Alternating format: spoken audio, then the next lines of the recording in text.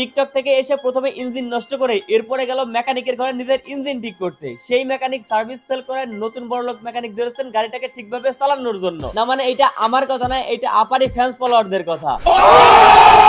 বিয়ে হয়ে গেল টিকটকার অনামিকা ঐশীর। আচ্ছা এইটাকে কি বিবাহ বলে? বিবাহ করতেই হবে। না না, এইটাকে বাংলা ভাষায় লাং ধরা বলে।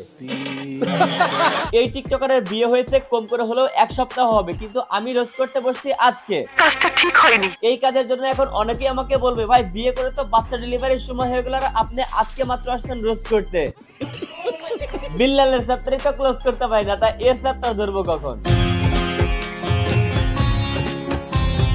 এইটি দেখে ঐশীর আগের হাজবেন্ড আলভি পোস্ট দিয়েছে এমন একটা, এই সাগরের কোনো কুল কিনারা নাই, অনেক গভীর। আরো একটা পোস্ট করেছে এমন, গাড়ি ভালো হলে চালিয়ে মজা বেশি। এবার আরো একটা পোস্ট করেছে, গাড়ি জোরে চালানোর অভ্যাসটা আর গেল না।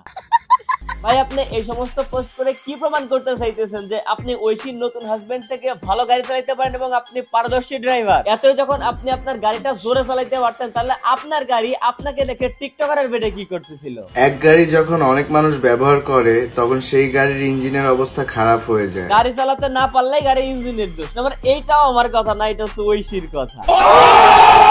এইবার আসি গাড়ির বডি আর ইঞ্জিনের কাছে। ভাই একটা গাড়ির ইঞ্জিনে কত পরিমাণে মোবাইল আর কত পরিমাণে সার্ভিস লাগে রে ভাই। প্রথমে দেখলাম টিকটক থেকে ইউটিউবারের কাছে এসে নিজের গাড়ির সার্ভিস করেন, আর সার্ভিসটা এত পরিমাণে ভালো যে সার্ভিসের তোরে দেখলাম যে গাড়িটা পর্দাশীল হয়ে গেল। সবকিছু তো ঠিকঠাকই চলতেছিল, কিন্তু হুট করে গাড়ির ইঞ্জিনে কি এমন বড় সমস্যা হয়ে গেল যেটা আমাদের ইউটিউবার ভাই সার্ভিস করতে পারতেছিল না। সেই সার্ভিস ফেল করার কারণে গাড়ি নিজে থেকেই টিকটকের কাছে চলে আসলো, কিন্তু ওই যে টিকটকার তো আর বিএমডব্লিউ গাড়ির সার্ভিস করতে পারে না, যার কারণে এই গাড়িটা আবার নিজের মালিক চেঞ্জ করে চলে আসলো বড়লোক মেকানিকের কাছে।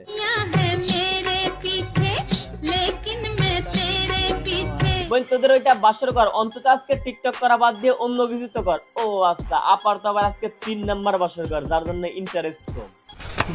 শিয়াল মুরগি শিকার করে ফেললো। তবে আপনার এই মুরগির মাংস একটানা কয়দিন খাইতে পারেন ওইটাই এখন দেখার বিষয়। চাঁদকে দেখতে পাচ্ছি, চাঁদের নাম অনামিকা ঐশী। ভাইজান আপনার আগেও এই টিকটকের চাঁদ অন্য কারো ঘরে উঠেছিল, কিন্তু ঠিকঠাক মতো রাতের বেলায় আলো না দেওয়ার কারণে সংসার জমে উঠতে পারেনি। কিন্তু আপনাদের যা ভালোবাসা দেখতেছি, এর থেকে অনেক বেশি ভালোবাসা মনে হয় আমরা জনগণ অন্য কারো গ্যারেজে দেখেছিলাম, যেই গ্যারেজ থেকে আপনার ইঞ্জিন পুরা মোবাইল সহ আপনার কাছে আসতে সার্ভিস খুঁজতে।